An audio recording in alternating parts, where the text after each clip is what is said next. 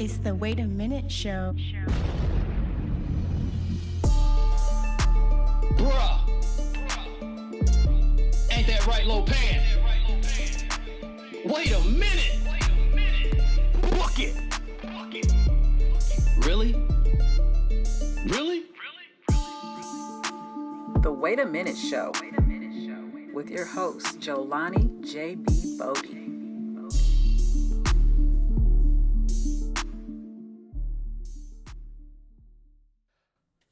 What is up, ladies and gentlemen? It is your man, Jelani J.B. Bodie, host of this thing called the Wait a Minute Sports Show. And I'm back again to give you your sports fix. And I am not alone. I got my man Lopan in the building with me. Indeed. Yeah, so we're here to talk about sports. We're going to jump right into it. We're not going to waste any time. And we're going to start this thing off with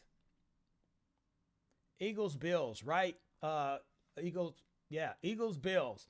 Philadelphia took on Buffalo in what people are calling maybe the game of the year. It was an excellent game. I don't know if I'll call it the game of the year, but it was an excellent game. Buffalo did everything in their power. They had a chance. Let's just say that. They had a chance, to win this game. It did not play out that way. It went into overtime. Jake Elliott for Philadelphia kicked a 59-yard field goal. Look, that right there in itself, to send it to overtime was something amazing. In the pouring rain, was able to pull that off. But let's fast forward to what everybody is talking about. And it is the last possession of the Buffalo Bills, right? This is what we've been talking about, or what I have been talking about when it comes to the Buffalo Bills. Indeed. Thank you, Lopan. Is that with the Buffalo Bills, they have these moments, right? They have these expectations, high expectations. Look, they're dealing with injuries. We know everybody's dealing with injuries. But at this point, at this magnitude, they seem to have been able to do everything right. Going into halftime, they had the lead. They looked like they had Philadelphia on the ropes. They let Philadelphia get back into the game. They made simple mistakes that end up costing them in the end. And obviously, we know probably the biggest one was that Josh Allen and Gabe Davis was now on the same page, right? So all this has done is just left the door open. And plenty of teams this year have left the door open for the Philadelphia Eagles, and they have walked right on in and taken that win, from a team. And that's exactly what they did. Props to Jalen Hurts, man, for sticking through this. Prop to the Philadelphia Eagles for sticking it out. He found Zacchaeus. He found Devontae Smith and Swift. He was running the ball like a madman. So can Buffalo? What else can Buffalo do? How about that? What else can Buffalo do to not cash in on a game? But then also, is there any game? Is there any game that the Philadelphia Eagles could possibly lose? These games. Look, last week they had Kansas City. Same situation. Kansas City had an opportunity to beat Philadelphia. They didn't. Buffalo had an opportunity. They didn't. And Jalen Hurts and the Philadelphia Eagles took prime advantage of that, right? So in this game, when you look at the stats, Buffalo should have won. But the most important stat in that when you come to a game like this is clutch moments. Moments. Cashing in on the moments. And that's what the Philadelphia Eagles were able to do. They cashed in on that moment. They go to 10-1.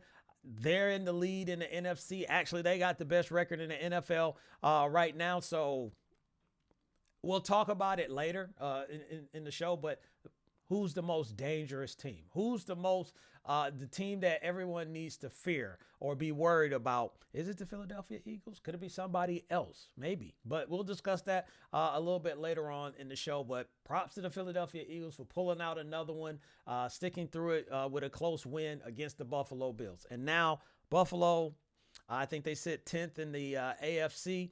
Not a good spot. You got games. You still got to finish up. You got some divisional opponents that you're going to see. All hope is not lost, but that door is closing on the Buffalo Bills slowly but surely. So can they bounce back from it? A team we was hoping that, or some people were hoping, not me, but a team that was looked at to be bouncing back was the Ohio State Buckeyes, but they did not. They actually got bounced out. They lose 30-24 to Michigan in this rivalry. Number 2, Ohio State against number 3, Michigan. And look, I'm not surprised, and I'm not going to talk to you as a biased Michigan fan, although I was happy, that Michigan won.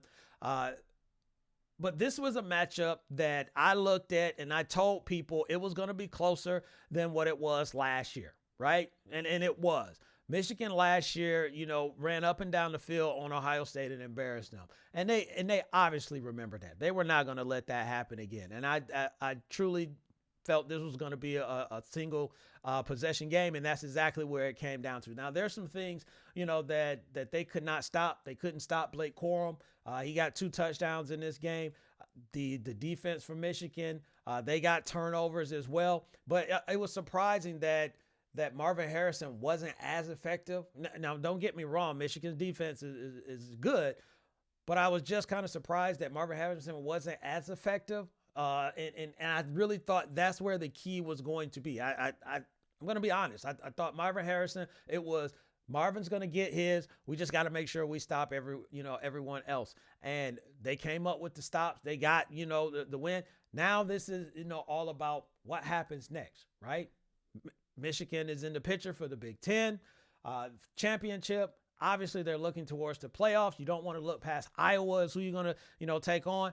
Now, Ohio State loses this game. This is their first loss. We remember last year, Ohio State lost late against Michigan, would have won, loss, and some things transpire after that, and Ohio State was able to still get into the playoffs. Could that possibly happen again? Is that something where the moon and the stars will align and it gets Ohio State back in? I don't think so. We'll find out with the rankings, but I think, what happened last year, the people don't want that to happen again because people are going to feel that Ohio State backed into the playoffs, which they played Georgia well. C.J. Stroud, obviously we know what C.J. Stroud is capable of. They played a heck of a game against Ohio State, but can they fall into that playoff rank if all things kind of start falling apart, right?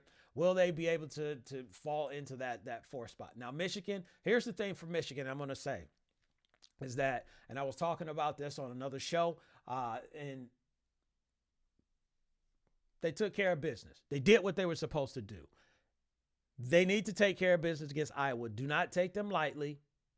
You don't want to have a setup and then get to the playoffs. But this is about cashing in on the playoffs because the last 2 years for Michigan did not play out well when they got into the playoffs. They got ran over by Georgia, and then they gave up 50 some odd points to TCU last year. So this Michigan team still has something to prove. They're going to get Jim Harbaugh back. Obviously, they're going to be pumped up for that, but they need to make a statement going forward after this Big Ten championship game. Well, start with the Big Ten championship game, and then after that, you got to make a statement because you haven't did anything so far when it comes to the playoffs. Now, I want to piggyback off of that and go back to Ohio State and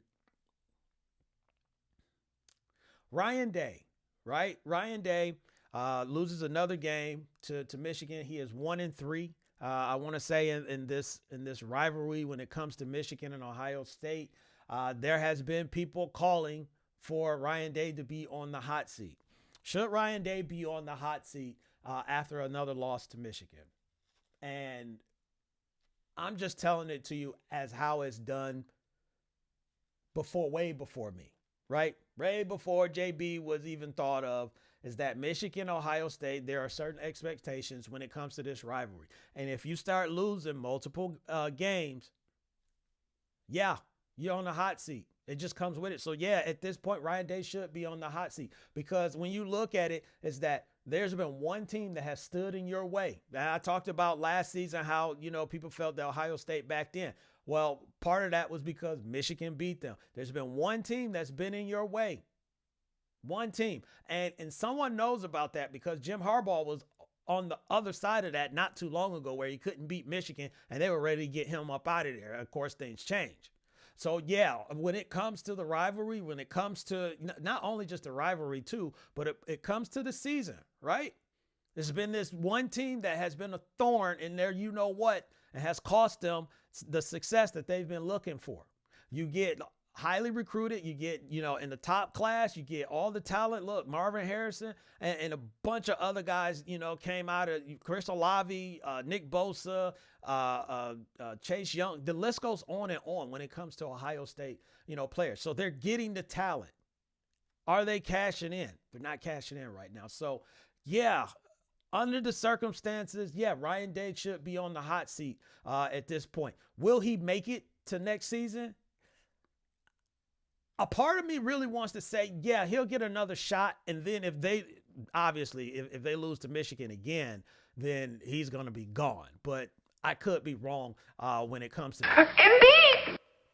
No, Lopan, I could be right, but I could be wrong. I could be right. But regardless, I do think he will get one more shot. And then if that doesn't pan out, Ryan Day is going to be out there. But as far as should he be on the hot seat? Yes, absolutely. He should be on the hot seat. For Ohio State. Embiid. Okay, I get it, Lopan. Jeez, Lopan is aggressive today. But, Ryan Day should be on the hot seat. So, look what we got. Michigan, we talked about that. We talked about the Bills and the Eagles. This just happened today. The Carolina Panthers have made a move. And they moved on from first-year head coach for the Panthers, that is, Frank Reich. They fired him today. Carolina is sitting at 1-10 right now. Obviously, the season has not gone the way that they have wanted it. They wanted it to be better than what it was. And here's what I'm going to say about it, because was it time for Frank Reich to go? Now, 1-10 in this business when it comes to the NFL, at the end of the day, it is all about wins and losses. How many you got of each one? And if you got too many losses, you'll be gone.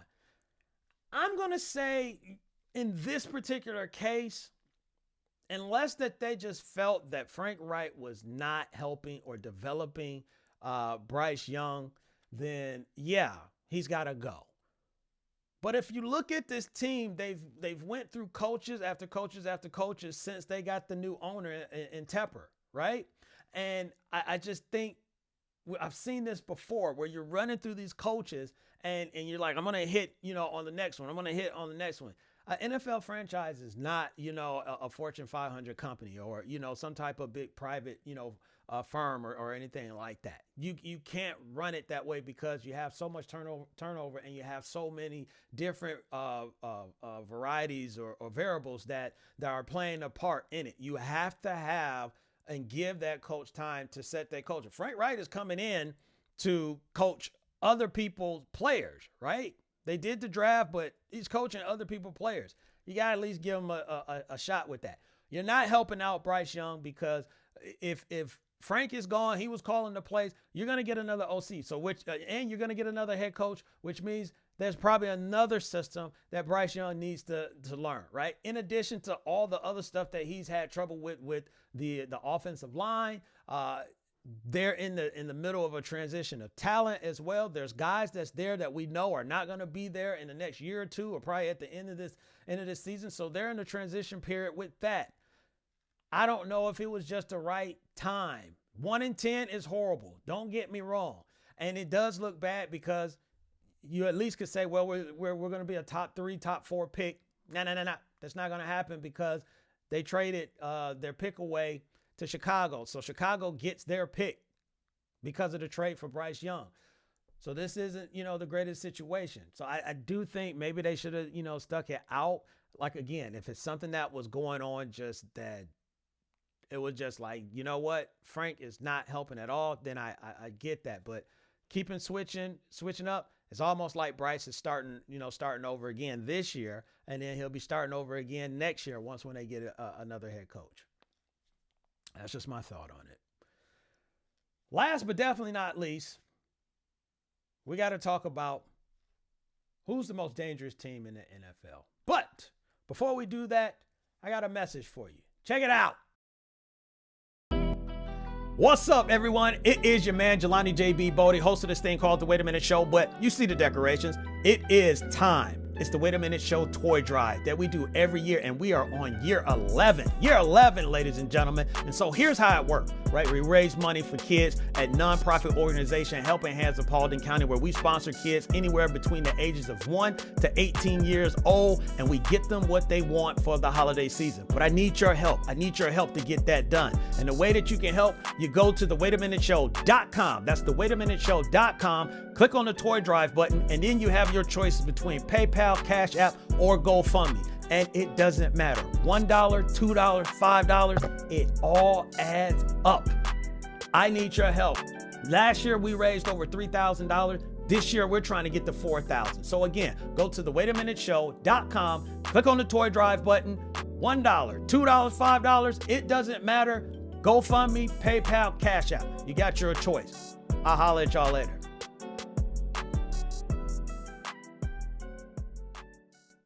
So there you have it. Don't forget, the Wait a Minute Show toy drive is going on to December 16th. Make sure, share that. Hey, and if you can, donate. Now, let's get back to the most dangerous team in the NFL, right? There's a lot of teams out there that you can put in the mix.